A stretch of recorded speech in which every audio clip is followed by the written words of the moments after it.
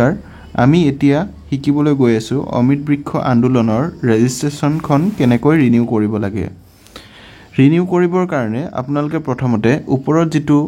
Link দিয়া আছে এই লিংকটোত আপোনালোকে ক্লিক কৰিব aba.assam.gov.in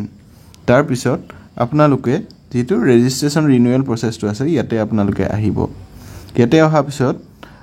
ইয়াতে আপোনাৰ যেটো মোবাইল নাম্বাৰ আছে মোবাইল নাম্বাৰটো ইয়াতে এন্ট্ৰি কৰিব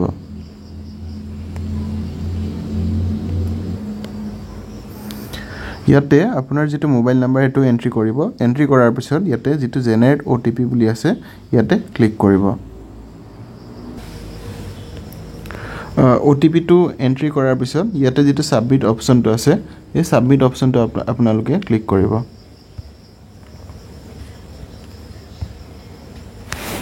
সাবমিট কৰাৰ পিছত আপোনালোকে দেখিব পাৰিব ইয়াতে আপোনালোকৰ যেটো নামটো মই ইয়াতে ডেমোকে লিখিছো নামটো লিখিব পাৰিব আপোনাৰ এড্ৰেছটো ইয়াতে উলাব আপোনাৰ ব্লক ডিস্ট্ৰিক্ট গুটে আপোনাৰ গুটটোৰ নাম গুটেখিনি উলাই যাব ইয়াতে এখিনি উলাই যোৱাৰ পিছত আপোনাৰ ইয়াতে যেটো ৰিনিউ বুলি অপচন আছে ইয়াতে ৰিনিউ অপচনটো ক্লিক কৰিব তেতিয়া আপোনাৰ এখন ফৰ্মখন ৰিনিউ হৈ যাব আপোনাৰ ফৰ্মখন ৰিনিউ হোৱাৰ লগে লগে আপোনাৰ যেটো এটা ৰেজিষ্ট্ৰেচন নম্বৰ পাব এই ৰেজিষ্ট্ৰেচন নম্বৰটো আপোনালোকে লিখি ৰাখিব এতিয়া ধৰিলক কোনোবা মহিলা আছে তেখেতে আগতে ৰেজিষ্ট্ৰেচন কৰা নাছিলে তেখেতে ৰেজিষ্ট্ৰেচন নতুনকৈ ৰেজিষ্টাৰ কৰিব কাৰণে কেনেকৈ কৰিব লাগে মই দেখাই আছো প্ৰথমতে আপোনালোকে ইয়াতে যেটো তিনটা ডট আছে তিনডাল আঁচ আছে আপুনি ইয়াতে ক্লিক কৰিব ইয়াতে ক্লিক কৰাৰ পিছত যেটো নিউ ৰেজিষ্ট্ৰেচন বুলি লিখা আছে ইয়াতে নিউ ৰেজিষ্ট্ৰেচনত ক্লিক কৰিব নিউ ৰেজিষ্ট্ৰেচনত ক্লিক কৰাৰ পিছত ইয়াতে আপোনাৰ যেটো সেলফ হেল্প গ্ৰুপ বুলি আছে ইয়াতে আপোনালোকে ক্লিক কৰিব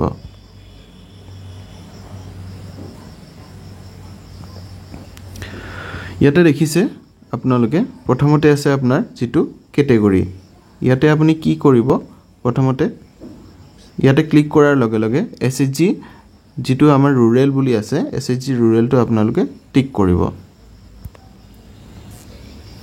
তাৰ পিছত নেক্সট ঘৰটোত আপোনালোকে যেটো গুটৰ নাম আপোনাৰ যেটো গুটৰ নাম সেই গুটৰ নামটো ইয়াতে লিখিব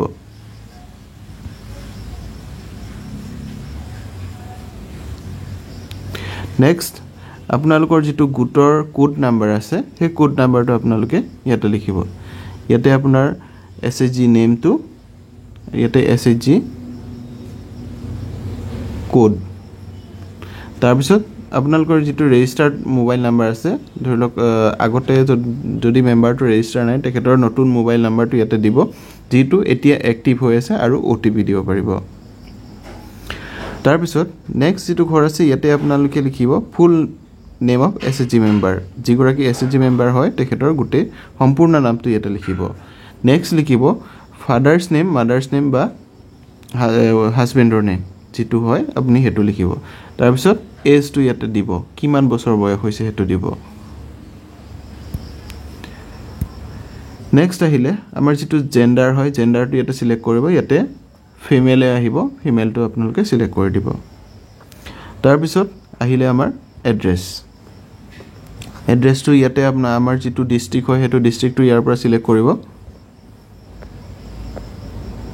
ইয়াতে মই কামৰূপ সিলেক্ট কৰিছো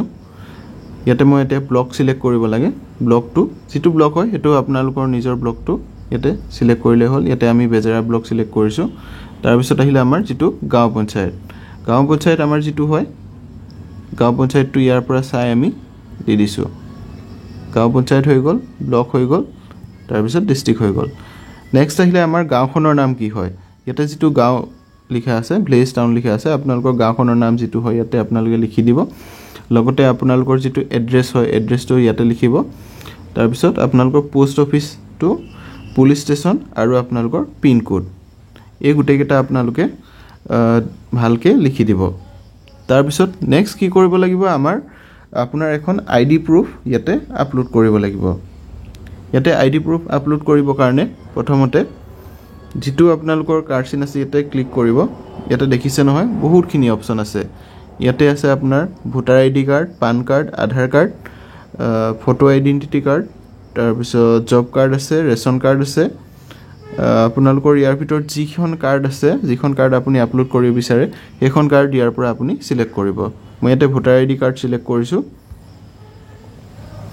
নেক্সট হ'ল আপোনাৰ যিখন ফটো আইডি যিখন আপুনি আপলোড কৰিবৰ কাৰণে আপোনালোকে ইয়াতে যিটো চুজ ফাইল বুলি অপশ্যন আছে,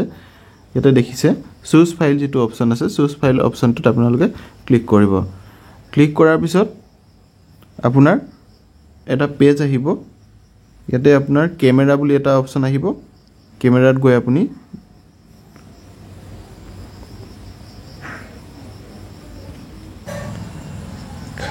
ইয়াতে আপোনালোকৰ যিটো চুজ ফাইল আছে, চুজ ফাইলটো ক্লিক কৰিব। তাৰপিছত ইয়াতে আপোনালোকৰ এটা কেমেৰা বুলি অপশ্যন আহিব। কেমেৰাটোত ক্লিক কৰি পেলাই এটা ডান বুলি অপশ্যন আহিব। একেবাৰে ওপৰত ৰাইট চিন টাইপ এটা অপশ্যন আহিব, তাতে আপোনালোকে ক্লিক কৰিলে ফটোখন ইয়াতে আপলোড বুলি দেখাই দিব ইয়াতে। নেক্সট হ'ল আপোনালোকৰ যিটো মোবাইল নাম্বাৰ দিছে, মোবাইল নাম্বাৰত এটা OTP যাব। সেই OTPটো যাবৰ কাৰণে আপোনালোকে ইয়াতে জেনেৰেট OTPটো ক্লিক কৰিব লাগিব। জেনেৰেট OTP কৰাৰ পিছত যিটো আপোনালোকৰ মোবাইলত OTP যাব, সেই OTPটো আপোনালোকে যিটো ইয়াতে খালী জেগা আছে, সেই খালী জেগাখনত আপোনালোকে এণ্ট্ৰি কৰিব লাগিব। এণ্ট্ৰি কৰাৰ পিছত আপোনালোকৰ যিটো